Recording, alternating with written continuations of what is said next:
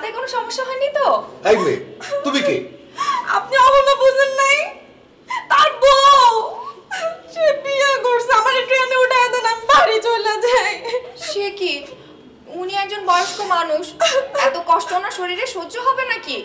ছি, আমি ইয়াকুব ভাইকে বলবো গিয়ে তোমাকে ট্রেনে তুলে দিয়ে আসবে।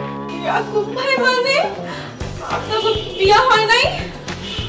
না না, এখনো হয়নি, তবে আঙ্কেল মানে আব্বা যদি বলেন তাহলেই হবে।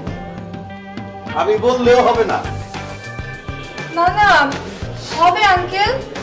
ইয়াকুব ভাই নিজেই আমাকে বলেছে আপনি রাজি হলেই উনি আমাকে বিয়ে করবে। কি কইলা? সত্যি কইতেছো তুমি?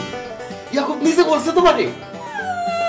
আমি বাড়ি চলে যাবো, ট্রেনে উঠায় দেন আমারে, আমি আর থাকবো না। আয় তুই চুপ কর।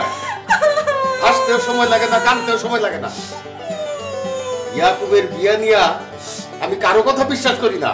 ওর যদি কোনো ভাবচক্কর থাকতো এতদিনে ঠিকই বিয়ে করে ফেলাইতো। এই মাইয়া, তুমি যাও। আমি কিন্তু এই বাড়িওয়ালার বোন, আমি কোনো মিথ্যে কথা কেন বলবো বলেন? তাছাড়া ইয়াকুব ভাই তো একটু আগে আমাকে আপনার কাছে পাঠালেন আঙ্কেল। ইয়াকুবের বিয়া নিয়া কারো কোনো কথা আমি বিশ্বাস করি না। আয় তুমি যাও, বাইরো দেখি যাক।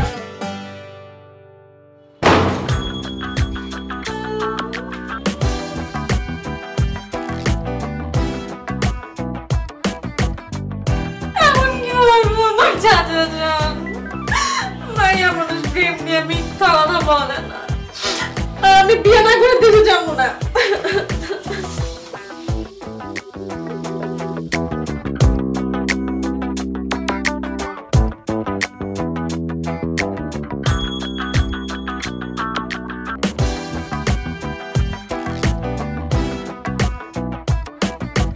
এই মেয়ে শোনো,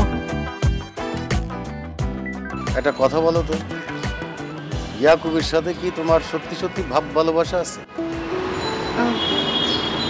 আঙ্কেল, আমি একটু বোকা মানুষ বটে, তবে কখনো না মিথ্যে কথা বলি না।